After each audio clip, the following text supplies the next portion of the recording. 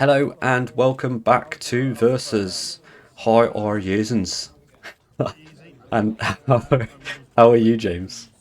Thank you for translating that for me. I was struggling a little bit, and I am native to the accent being spoken. So yeah, I'm good. How are you? Yeah, doing really well. Good to have you back on again. I'm excited for this one, and I'll tell you why in a second. But today we have Ember playing against Mark. Ember is playing a Selesnya Aggro list, and Mark is playing four color energy, two decks that we have not seen yet on the channel, mainly because they're new for both players, I believe. Correct me if I'm wrong. No, you are correct indeed. Yes. Awesome. Right. So, the reason I'm excited is because Ember's list. I played against in round one, and this is round two for our tournament this weekend. I was like excited when Ember started slamming her cards against me, but also mildly perturbed because I actually started building this deck last week and theorizing.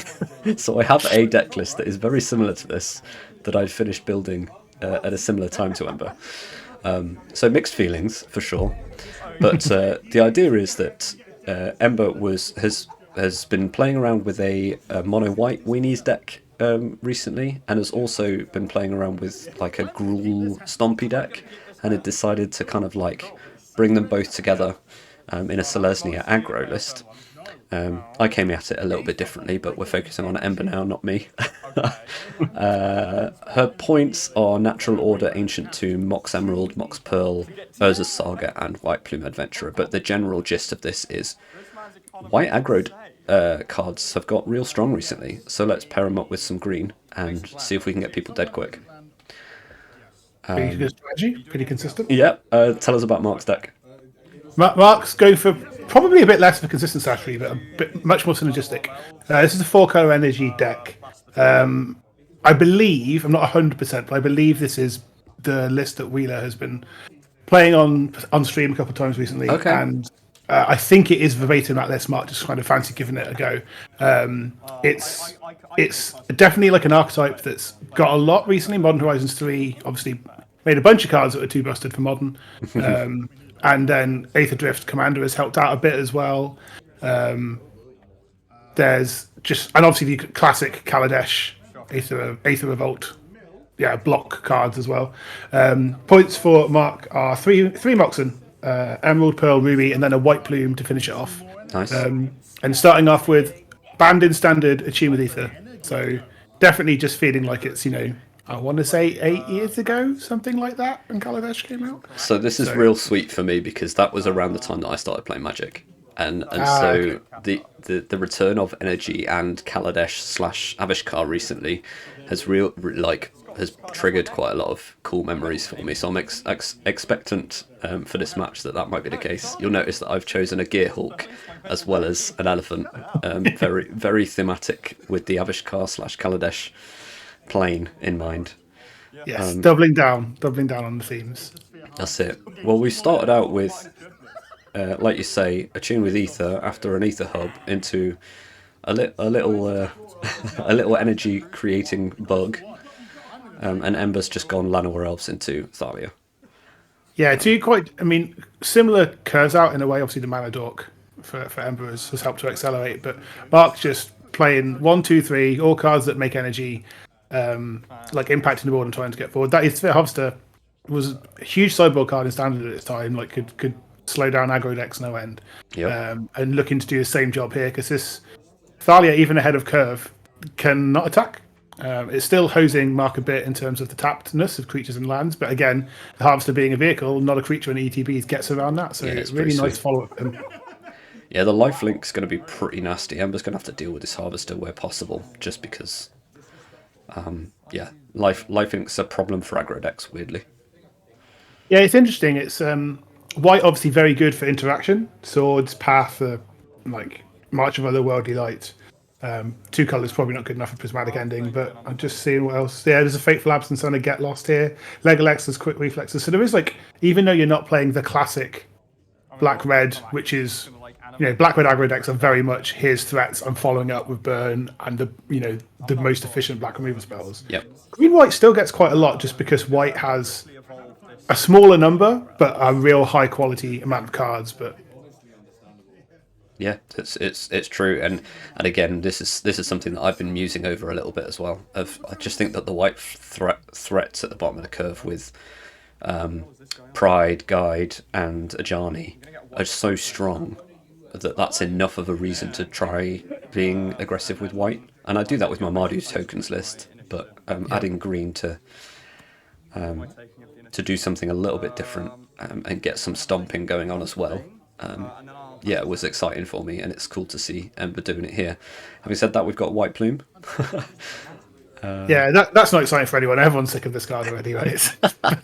I think it's the telling thing that even at one point it's still in there. I mean, this is the only non-Moxen pointed card in Mark's list. So when you're picking from Minsk and Boo, Red and Six, White Plume Adventurer, True Name Nemesis, even potentially, it's just White Plume. That's the one we want. Yep. I think so. I've recently actually filled out there's a survey that was going around on the Canlander Discord about the recent points changes and the impact to the format and whether we're happy with the general direction of it and stuff. And I think my general comments were that I'm pretty happy with where we're going, and that most of the upticks in points have really made people think, do you know what, actually I'm willing to spend a point on this card, and this is one of them. The White Bloom Adventure is just so strong that people want to be playing it in their white decks. Yes, very much so. Mark playing it right away now. Yeah, great timing. Thanks guys for playing exactly what I'm talking about. Yes, I would definitely agree with you as well. Like, I think there's been there's not many of the obvious candidates. We've spoken about Nardi before being an obvious candidate for one that will probably end up getting a point. There's various talk about all kinds of different, efficient, aggressive points. Maybe cards maybe needing to be pointed.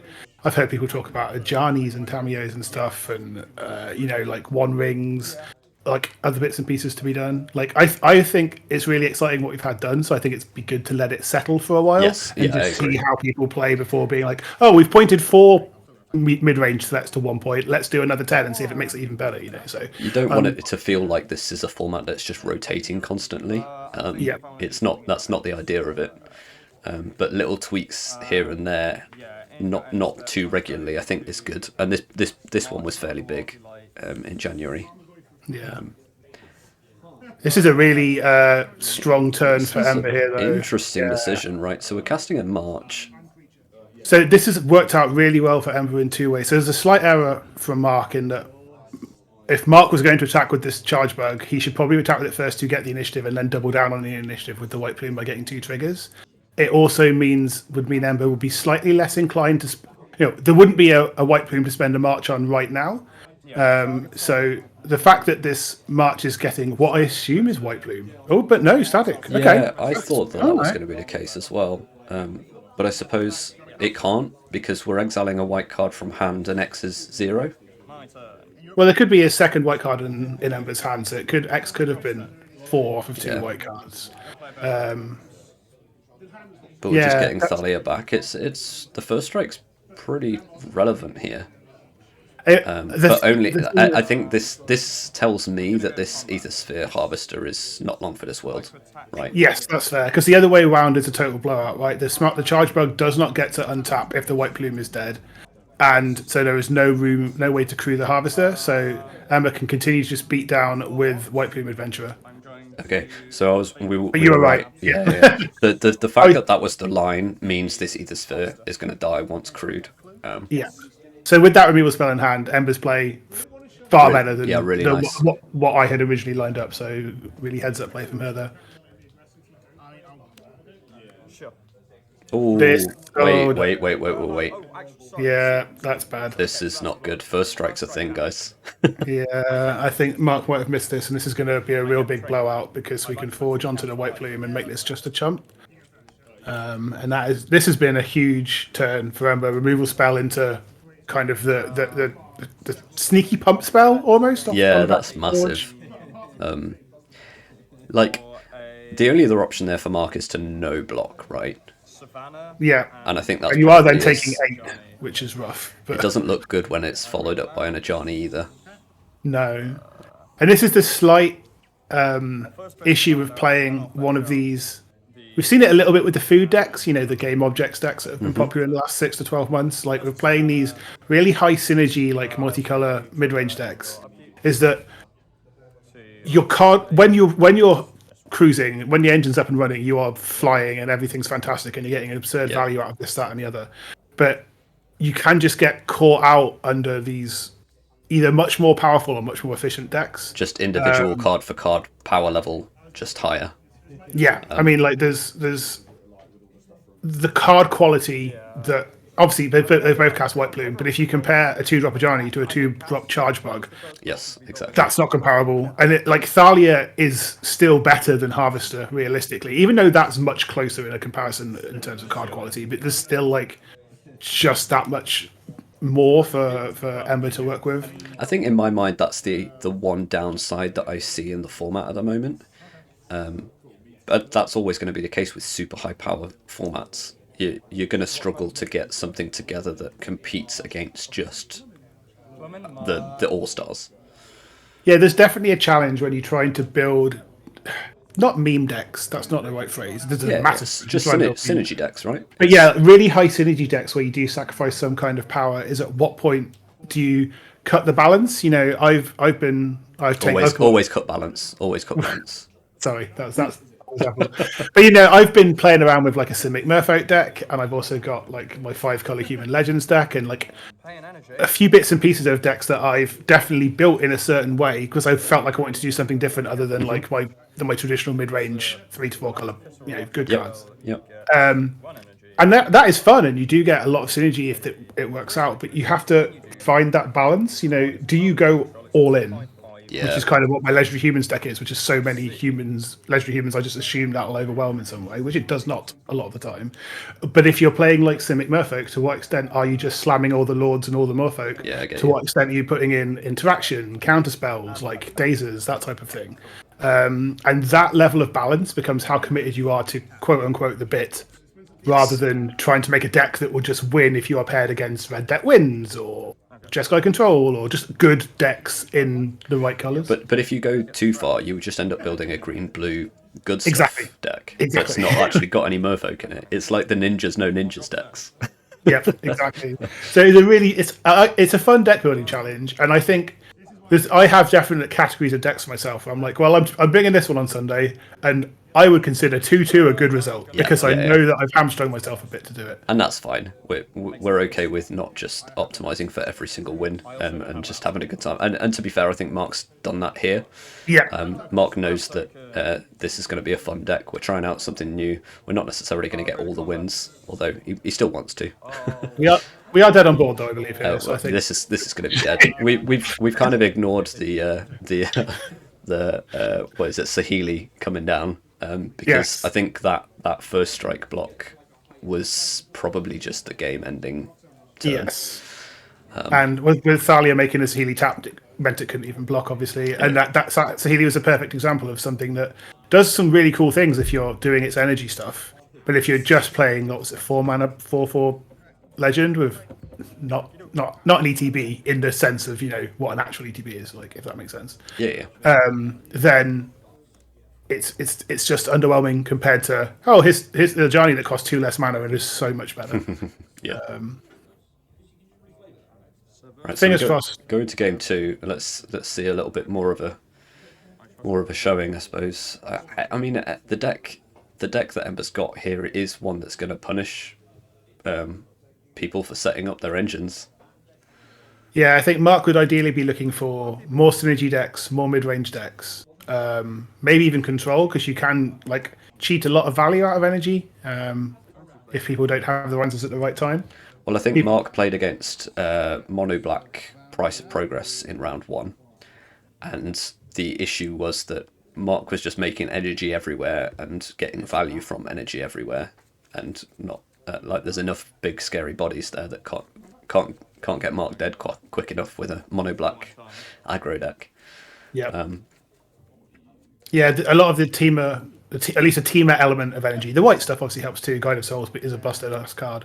But the Teemo stuff from original is cards like you see here, Greenbelt Rampager, that you've picked as the art, is just a lot of chunky green boys that just get in the way. You know, I really hope there's a Rogue Refiner in Mark's List. That was the one that I loved back in the day. That There got it banned is. in Standard as well, right? Yeah. It's so sick. It's like Energy and Vehicles came out in Kaladesh and everyone went, hold up, this is a bit much. They banned the Energy, Mardu Vehicles became stupid.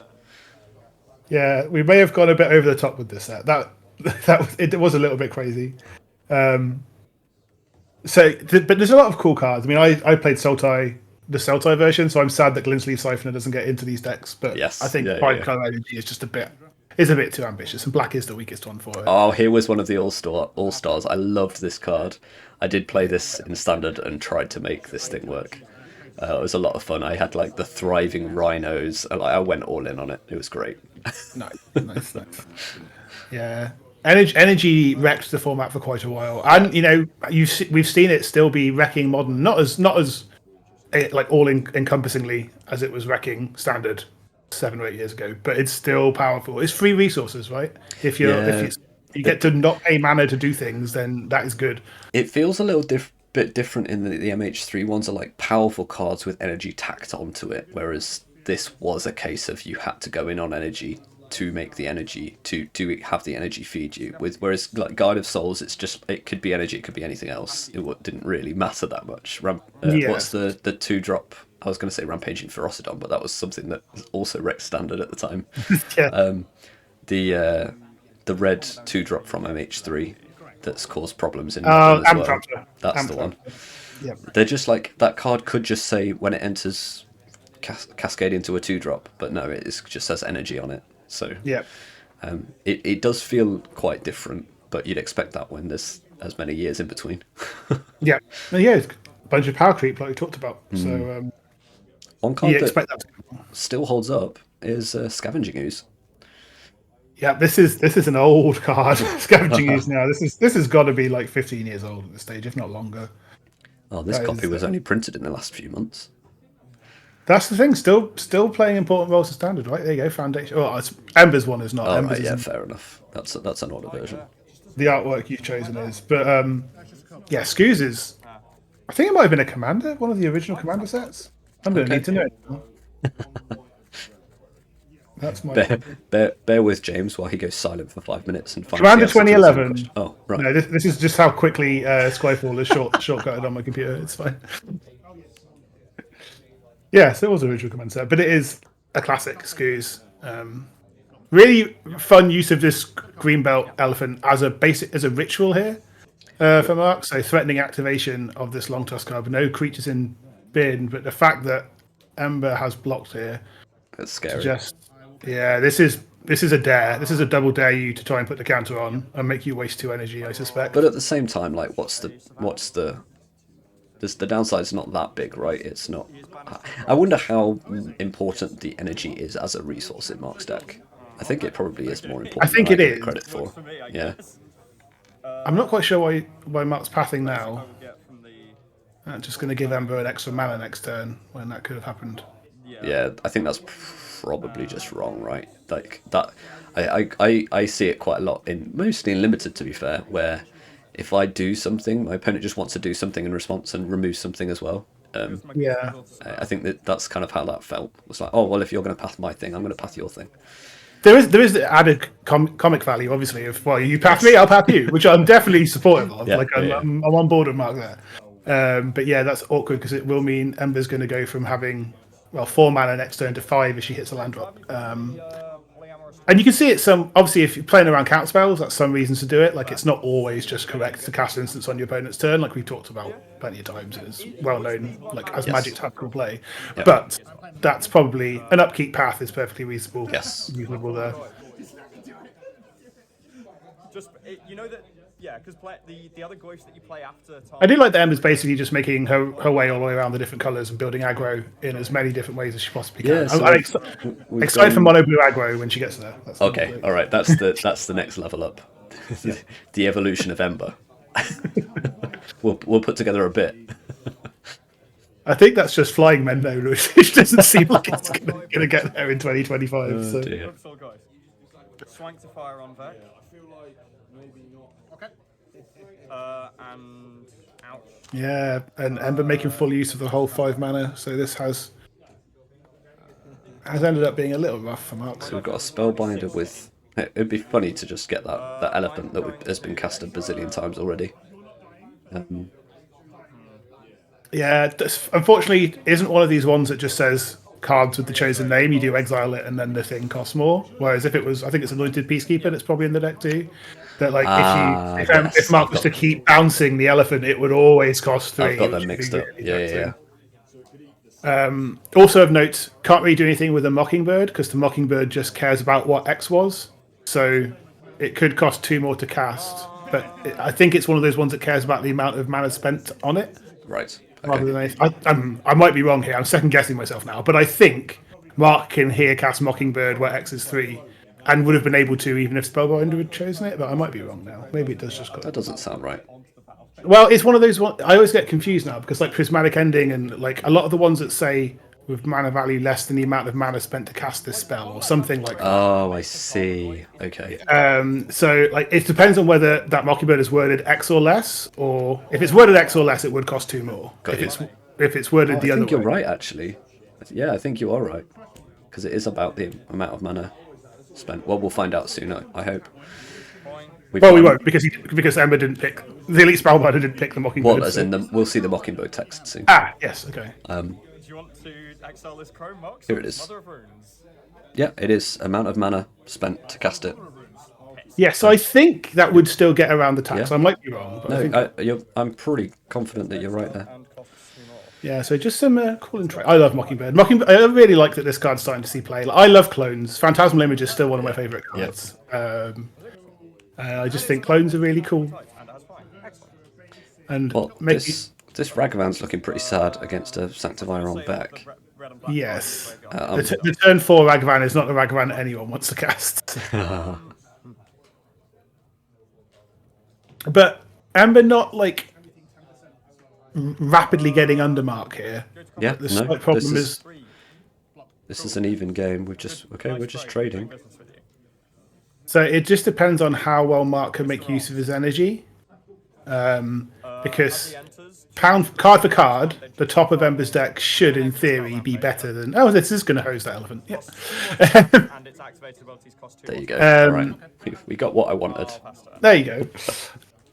Yeah, card for card, Ember's deck is much more powerful than Mark's, but they don't necessarily synergize as well together. So when both players become bereft of resource, including energy, I suppose, Ember would be favoured. I would say so, yes, but Mark doesn't need too much to just, Okay. Yes. pop Yeah, off. start going. Yeah. Yeah. I've not Of seen note this deck that- before, so Yeah. Of note that Reiterating Bolt was exiled because of the Sanctifier on deck. So yes, good catch. good job by the players keeping on top of that, because I forget about Sanctifier on deck all the time. And this, White Plume. so that's one of the obviously that's one of the ones that is in both players' decks. So, but there's just a greater density of that type of card in Ember's deck. So she was probably more likely to hit not that one in specific, obviously, but in general a card of that Yeah, I quality get you. start to pull away. Mine's definitely unsleeved. And a game that was looking fairly interesting is going to start looking out of reach fairly quickly, I suspect. Yep, and I think that was a lot of the logic behind why the cards that got put to 1 point, right? Because if it's just one card and you can't, it's not immediately answered or Yeah, it just takes over this game. Like even if it is immediately answered, it's taken over the game. it's completely defining how combat will go forever and all that type of stuff as well. And this white plume meaning that the Sanctifier can always block the Ragavan as well. So sad, sad monkey. Unkeep up tap. It is amazing. Modern Horizons 2 is not that long ago in the grand scheme of things. Feels And like ages ago. I know, but how obnoxious this monkey was when that set came out, and I was just like, Ragavan who? we've even gone past Ragavan. Genuinely is like how far down the list of the best one drops in the format is Ragavan now. Yeah, I mean he's definitely behind Guide, behind Pride, Behind Tamio, I would say. Tamio, yeah. You cannot. Trying to think of other good ones. You can tell how often I play one mana creatures. Like Deathrite Shaman probably gives it a run for its money now. Yeah, that's fair. Definitely, Shaman's always been a very powerful card. Mana Dorks obviously have their own little kind of value or unvalue. I think, yeah. Blimey. Deathrite's just top of that list. Trying to think what else. Yeah, I can't think of too many others, but that's we're still probably at the end of the list. 4 or 5 cards now that have been printed and Yeah. have just knocked Ragavan down a little bit. Scurry of Gremlins. This was fun in limited. That's it. That depends on what side of the table you were sitting on. Look, I know how much. We both know how much you like Boros Aggro. Two counters on Sacrifice.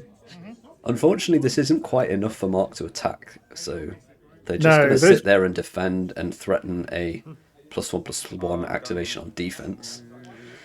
Those Gremlins being red is sad for the Sanctuary. Well, for Mark's point of view, in front of the Sanctifier on back as well. But the sneaky pump is nice here. There's Sanctifier is only a 4/4, right? It's a 2/2 at base, I think. Questy Bestie. Oh gosh. Questing Beast comes down. Hey, look, Ragavan can block a Questing Beast. Yes, for an amount of For an amount of chumpage. yeah. This is not looking good. Two good turns of. With the amount of times that this elephant has been cast, all it's going to do is trade with a Sanctifier on deck. Oh no. We do get a chump with a Ragavan. Yeah, which is cool. I often get to see a Ragavan from the question. Yeah, exactly. Thanks for that, Mark. 4 mana. Ooh, Bristling Heart. Oh, another energy card. You get 3 whole energies. This is a cool one. And again, if it just hadn't been if Ember had hit a couple of her So you couldn't have bought less impactful creatures than White Plume and Questing Beast in the past 2 or 3 turns, you could see these cards starting to be able to work together. But because of the two draws, I think without White Plume, this game's fairly even right now. Right? you lose 5 life. Yeah, probably. I mean, Questing Beast is still scary. There is a lot of words on that card. Again, it ate a bunch of resources. To trade with that, you either have to put it will trade for anything basically. Yeah. And it will probably have to trade for some amount of energy. Obviously, it doesn't with the Bristling Hydra, but up until the Bristling Hydra is cast, that Questing Beast is still scary. But again, that's an easy block between things that are good mid-range threats, but are 100% fine at 0 points, like Questing Beast. Yes. And the White Plumes of this world that need that little point attached to them.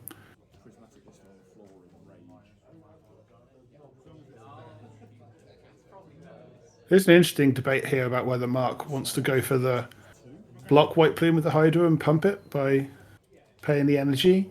But again, that's a bit risky if we're scared of removal and wants to go for a guaranteed trade against Questing Beast. Maybe that might be an example where you go for a more risky but potentially winning line, though. Second main, We talk about the fact that sometimes you've just got to risk a major blowout.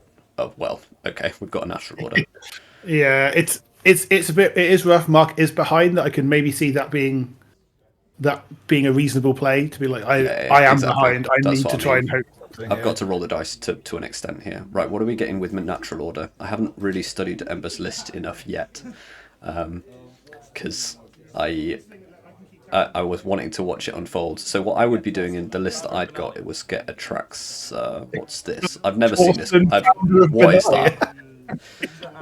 So okay, no, see, this is like I'm actually interested now because of me building this deck.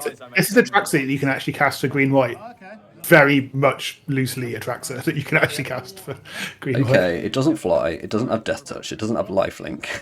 War vigilance, but Everything else. Wait, it gets multiple creatures. it only gets creatures and lands. So all right. So this is the thing. As I was building a similar deck to this, I was looking at a Traxer and going, well, this is what I want to natural order into. But then I looked at my list and was like, this list is pretty much all creatures. So Yeah. a Traxer doesn't look as good.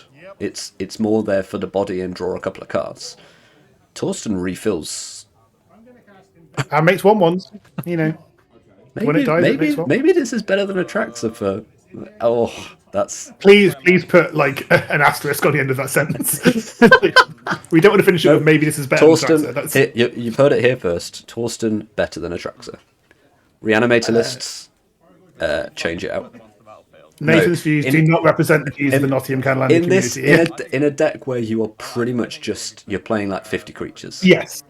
And that's the balance that I've been looking at, is what value is Atraxa actually getting. Obviously the value I say value, the value of just gaining a load of life and winning the game with combat in the air is maybe enough to say Atraxa's better. But I mean, let's have a quick look at Ember's list. So Ember's list has 48 creatures. So there's only one enchantment, which is although there's probably some, I'd imagine there's the Spring Heart. Oh, there's no Spring Heart Antique in here. Okay. So, but there's 6 artifacts, 8 instants, only 3 sources and 1 walker. So yeah, while Ember does have a good number of non-creature spells, they're pretty heavily stacked in instants and artifacts. Right. Whereas to make the most of Atraxa, my Atraxa deck from the year end was very spread. It had like 4 or 5 enchantments, like 3 or 4 planeswalkers, 3 or 4 artifacts, like even away from the artifact creature, enchantment creature, whatever type vibe. So there's definitely some deck building element to being happy to play those types of cards. I was playing Animate Dead partially because it was a secondary animate I could get off of Atraxa. So things like that. Whereas if you do just want to be, I am green white and I will creature you with my creatures, Torsten is a really cool include. So yeah, I really like this. This is making me think. One of the downsides is obviously it doesn't have evasion and doesn't hit as hard or as fast or recover from a life deficit. We have just gone to find a Shadow Spear though, so that kind of solves that problem. Yeah, and the Flame Slash from Mark on the White Plume was good, but it would have been actually good like 5 turns ago. And here it's desperation spells rather than anything else. I'm trying to stem the bleeding and just hoping I have something to draw. I'm not sure if there's anything in the deck that's like a big catch up. Again, there is a Wrath of the Skies.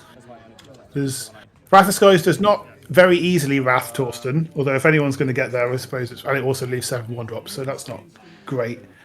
And a lot of the spicier includes from Mark as answers require you to have a lot of energy. And he has some, but I think that might be 1. It's hard to read that dice.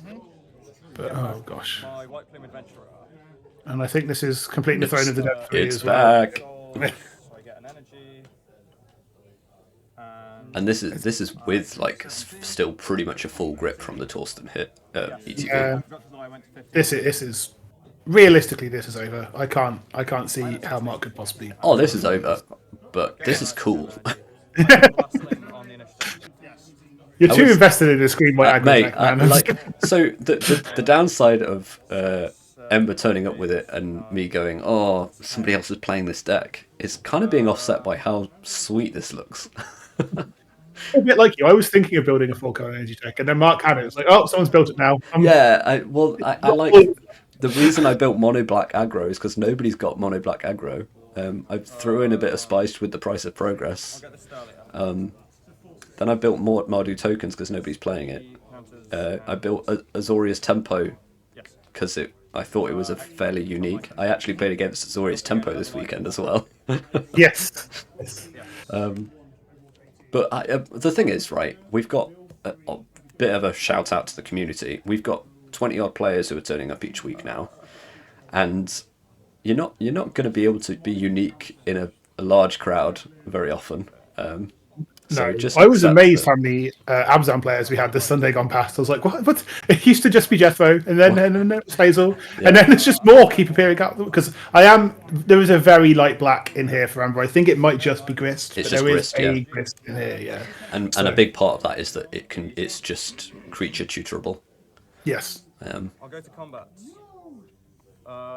Is this just lethal? Well, no, because this is all of it's summoning sick apart from this massive thing. Right, okay. Which is a flying angel Torsten now. So it actually, but just give it lifelink and then it's lifelink. Right, so Guide of Souls gives it flying, Shadow Spear gives it lifelink, It's got trample as well. All right, fine. It still goes turns sideways when you attack with it, but Also, we need vigilance and death touch because that much power is not enough to kill something without death touch. Obviously, we're gonna have to work on this. But I love that. That was really fun. Force the new tech. Yeah. Yeah, the meta's shifting as well. There's a lot more people playing aggro at the moment here in Nottingham, Just which make is sure you see punishing, that which we is have- certainly punishing the mid-range lists a little bit. But we'll see what happens next time. Thank you so much for joining, James. That was a lot of fun. Always a pleasure. Catch you next time. Bye.